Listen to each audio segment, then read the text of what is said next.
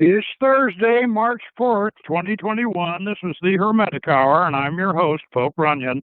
And tonight we present a discussion on recent reports of an alleged underground war being waged by American Special Forces soldiers against a coalition of traitors and demonic aliens in a subterranean network of DUMBs, deep underground military bases, connected to a tunnel network excavated and still inhabited by ancient satanic humanoids, usually described as demons.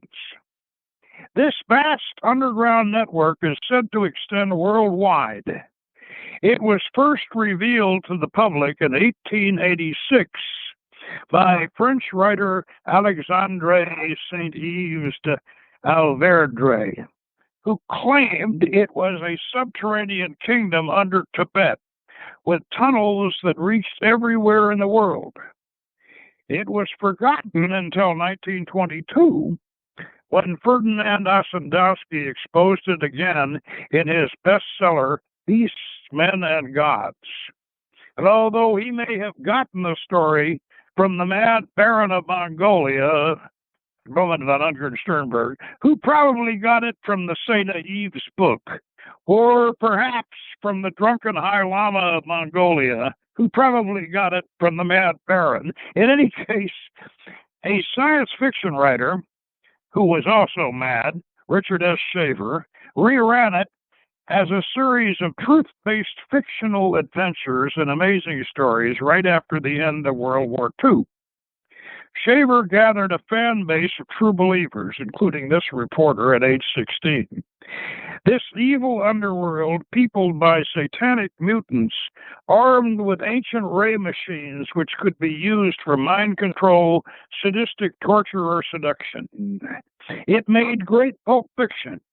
And even after I outgrew Shaver, I couldn't resist making a movie based on his mystery. In 2007, we released Beyond Lemuria, which includes all of the elements the present underground war reports are featuring: government and military involvement, satanic depravity, child-trafficking, and UFO superscience. In 2007, we re-released the film in a second edition with more documentation on the Shaver mystery. Tonight, we will focus on these current reports and the actual evidence of these underground facilities. So, if you want to know what's really down there, stay tuned and we'll go down the rabbit hole. Oh boy, here we go again. After World War II and the atomic bomb came the Shaver's mystery, a fictionalized revelation of an evil underground empire of satanic mutants called Deros, who inhabited the abandoned borings of ancient high-tech aliens who had fled the planet after the sinking of Atlantis.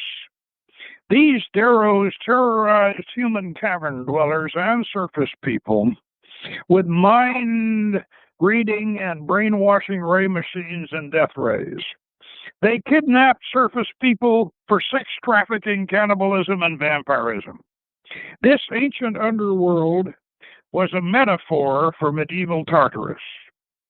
As I said in the introduction, it was great pulp fiction, and when I was a teenager, I believed it. And when a woman burned up from the inside out just around the corner from my house, I thought the Deros had been aiming at me and had hit her by mistake. In the paranoia of the Shaver mystery, one comes to believe that if you know about the Deros, they know about you. It was like Big Brother is watching you in Orwell's 1984. I grew out of this delusion in my senior year in high school. Now I am trying not to go back into it. If Shaver's underworld is real, as it may be, it has to be in a parallel world, another dimension.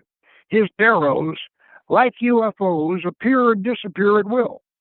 His ancient caverns may still be there, but the inhabitants are living in a different now of the simultane.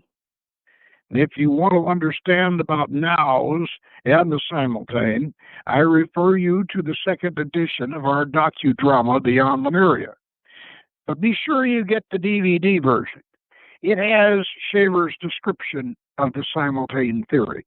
Wherever Shaver's underworld is, the network where the current war supposedly began is fairly modern, and it was mostly constructed early in the bomb shelter era of the Cold War, from 1949 to the 1970s. It consists of deep underground military bases called by their anagram DUMBs. It includes networks of existing mines, excavations under government buildings such as the Capitol and the White House and the Pentagon, and tunnel connections that allegedly branch out nationwide. The NORAD complex in Colorado is the installation most often YouTubed. And we often hear about a huge base under Area 51, but no visuals on that as yet. This DUMBs network also connects to an earlier urban underground, the subways, sewers, and utility tunnels that lie beneath our great cities. In Shaveristic metaphor, these modern catacombs have become the home of a new race of trolls or kobolds, sprung from the homeless refugees of the welfare state. They have been called the New York Mole People, and there is a video documentary on them. But be sure you add New York to the Mole People, because otherwise you're going to end up with a 1950s horror film. The Shaver novel that describes a Darrow-controlled city under New York, where most of the satanic activity presently blamed on the Hollywood Illuminati, that's pedophilia, child trafficking, cannibalism, and vampirism, takes place in this novel is entitled The Masked World. And it was first published in Amazing Stories in May 1946. It has since been reprinted 4 times. The Masked World describes an underground city, which is literally parasitic upon Manhattan. Truckloads of food drive down into the underworld daily. Surface-dwelling New Yorkers are kidnapped or lured into slavery, especially young women, to satisfy the jaded, sadistic tastes of the satanic rulers of this underworld. Although it is easy to dismiss this as a metaphoric version of actual New York City, the satanic orgy described in Shaver's novel is so much like Maria Abramovich's spirit cooking event in 2017 that it makes me wonder. And the description of the orgy in the Masked World is just as unpleasant to read as Maria's video of her cannibal feast is to watch.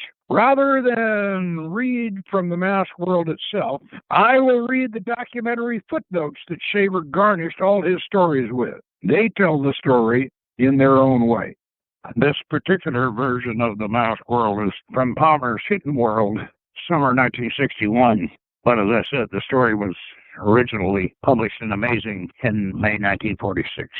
Okay, here's the first footnote. Indeed, the slothfulness of upper-class members of the underworld in certain groups and areas. They lie about all day long. Slaves spoon the food into their mouths, remove their offal, wash them. Dreams from the dream mech, stimulating pleasure rays from the stim mech are their life.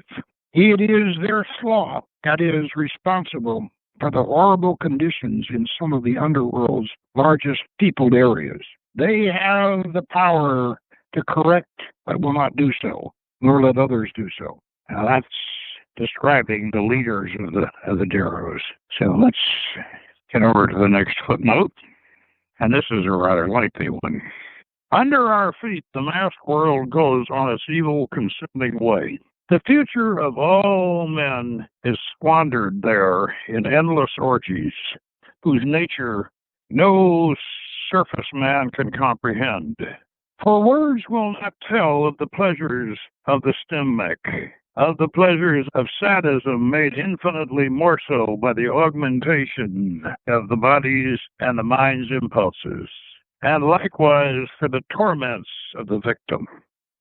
They are made infinitely more painful by augmentation of all of the body's nerve messages.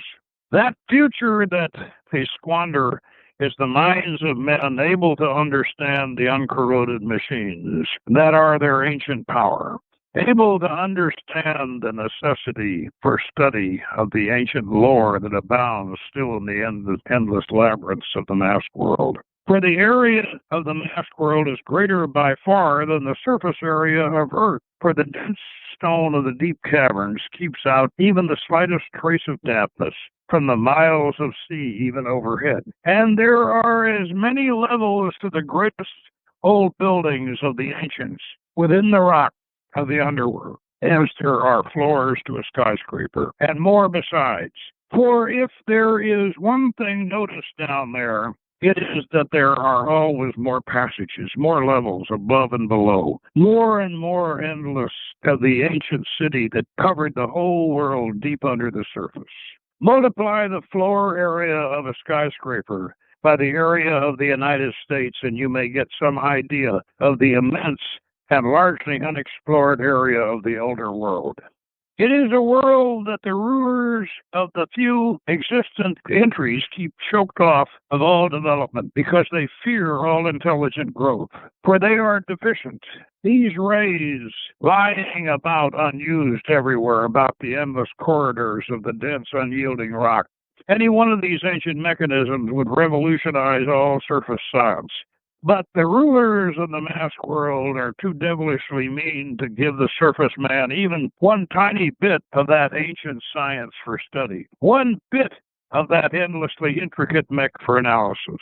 That is fear of what we might do with it. And a thing as craven as that is not worthy of our fear. I say to you who fear these worm-like spirits, who keep these things from us, these non-existent souls of more evil of those below, fear them not, and bring about what we know must be brought about before man can advance into his future.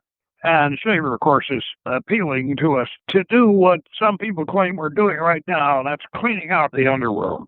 And, of course, one of the things that I keep thinking is, you know, I tried to keep an old Macintosh G4 going for 20 years with the original software, and it's totally obsolete.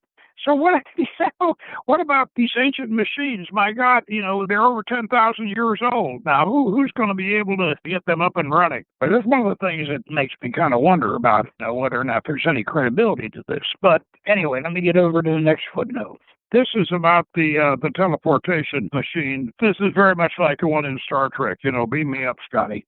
Just another reason why modern techs must get down into the caves and clean them out. The modern evil down there is hot on the trail of just that secret, in other words, teleportation. The reason why they want it is that not only does it enable you to teleport yourself all over the place, but when you do so, when you're reconstituted, you're younger. So, according to Shaver, teleportation is a way to physical immortality. And this would mean the end of hope for the future of man. At present, the worst, and this is the underworld, are said to use baby blood transfusions to fight age. And this is something, by the way, that we mentioned in Beyond Lemuria. I remember in Beyond Lemuria, the spy master is talking to Colonel Rich, the agent, and he says that Nudescu, the villain, is 107 years old, and the colonel says, "Oh, I've seen this guy. He doesn't look that old." And Max, the spy master, says, "He uses baby blood. They've been doing it for years." And the colonel says, "Oh, the fountain of youth." And then his control, Max, says, "Some of us have children, Colonel. That's not funny." By the way, the evil Darrows here on the surface managed to get the whole vampirism thing legalized so that they can legally use blood for their vampiristic version of immortality. Okay, here's the next one. Rocks can be sent through rocks, which seems impossible because of the nature of telesolidograph focus, which brings the pressure to bear only at the focus of all the rays. They are no longer rocks under ray pressure.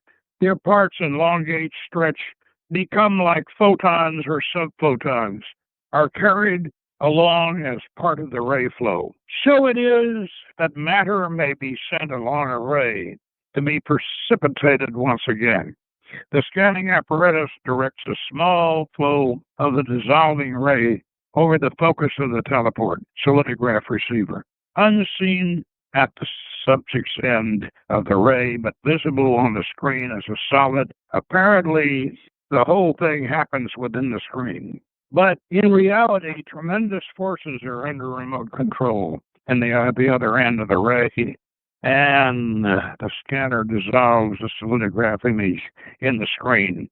The matter disappears at the other end. If the thing happens slowly, living matter could not survive the long time interval.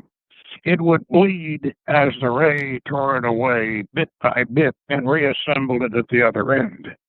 The heart of the thing is a scanner of intricate and rapid nature, coupled with a telesolidograph, which makes an image of anything upon which it is focused, anywhere in 3 dimensions. The scanner controls the dissolving ray at that end, and likewise controls a duplicate scanner which contains a precipitating ray, which neutralizes the pressure of the ray bearing the matter, and thus causes a precipitation which is controlled entirely by the speed and the quality of the pickup scanner at the other end, though both scanners are located right in the machine. This is as near as I can come to describing the apparatus. All of Shaver's stories contain footnotes like this. His pseudoscience, which, of course, infuriated a lot of people. Okay, this one relates to some UFOs or extraterrestrials who sank and they landed in Long Island Sound, and the Daros discovered them and tried to wipe them out. And by lubbers is meant men not knowing of space travel. Space lubbers. They speak English. There are many traveling space who do speak English, having left Earth centuries ago on spaceships from the cavern stores and never returned to Earth. These strange visitors were English-speaking wanderers of the space, accidentally coming back to the place their forefathers left. They may have come back, but they didn't survive. Now, let's see. Next footnote. This is about an incident of spontaneous combustion. I'll read the text reference to it. His relief at finding his pain had been a dream short-lived, for even as his exploring, fearful hands felt his body, the heat began to increase, and he was not dreaming. Dreams are darn funny things when they keep on after you wake up. He tried to get up, but the heat was increasing. He could not rise. In a few minutes he died, his whole body is smoldering char. His nightdress was not even scorched. And when the coroner examined the charred corpse. And then in the footnote is, see the notes of Charles Fort for several of these deaths. And this was, of course, the one that, as I said, happened right around the corner from my house in 1947. This lady, Mary Reeser, burned up from the inside out, and all that was left was her foot and her ankle and her shoe. And the chair she was sitting in wasn't even hardly burned at all. And, you know, as I said, this right around the corner from my house, I could smell it. And, you know, I was deep into Shaver, reading it all the time, and I thought, uh-oh, they were aiming at me, and they hit poor old Mary by mistake. Okay, so let's move on to the next footnote. I think this is giving you a pretty good picture of what Shaver stories are like. You know, read his footnotes. See here. Oh, some of these tiny slave girls were not long ago seemingly wobbling across Fifth Avenue on their high heels. They are now on police blotters as missing.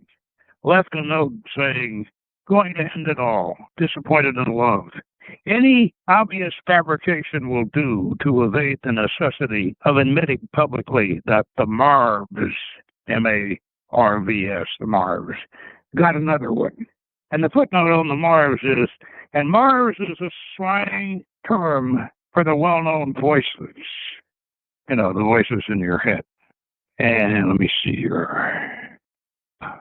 As describing the chief of the underworld, Bonner. About his waist was a very wide jeweled belt, and in the belt was thrust a multitude of peculiar weapons. As he walked, the weapons built for men of 3 times Bonner's short 6-foot saws, swung and banged about his knees. And the footnote down here says, the elder race seems to have averaged about 20 feet, as near as can be judged. And, of course, they're a modern man or a Darrow could hardly even pick up one of their rifles, but their pistols, you could pick up one of their pistols, but you'd have to use it like like an assault rifle. Well, let's move right along. I think I'm just about out of footnotes. Anyway, those footnotes will give you kind of a good idea of what a shaver story is like. As I said, though, the Darrows under New York in this story were going to have an annual satanic feast. And of course, it was going to feature cannibalism and everything. It was just about like that terrible video that Maria Abramovich staged. It makes you wonder how much of this pedophile, Illuminati, satanic underground conspiracy may be replicated in the Shaver mystery, or inspired by it, or perhaps even in the other dimension. This sort of thing may really be going on somewhere. The underground bases are real, and the underground network is extensive. And I want to just mention that it wasn't all built after World War II. Most of it that we're dealing with now today was built after World War II. It was security from the bomb, like a bomb shelter.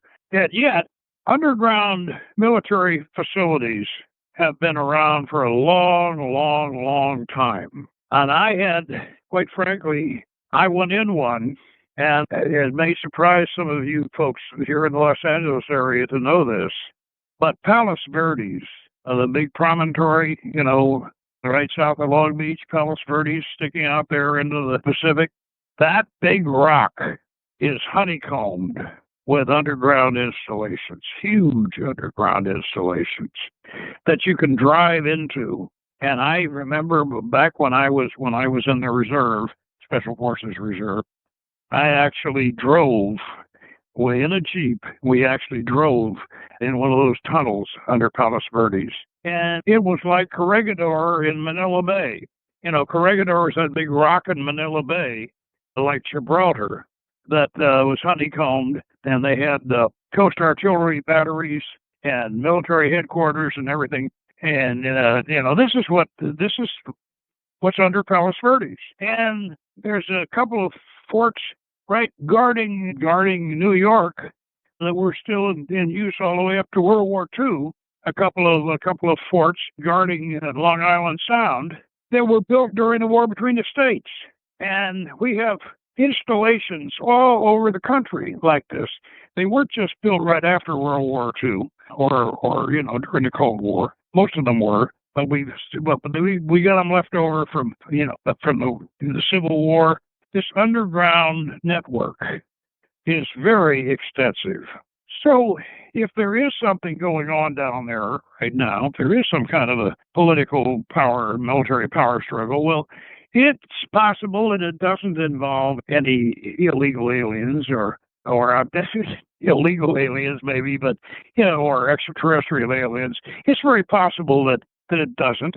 But there have been a lot of reports on the internet that there are demonic kind of entities down there. And Satanism gets mentioned constantly. And so this naturally makes us wonder if it doesn't have some connection with the old Shaver mystery.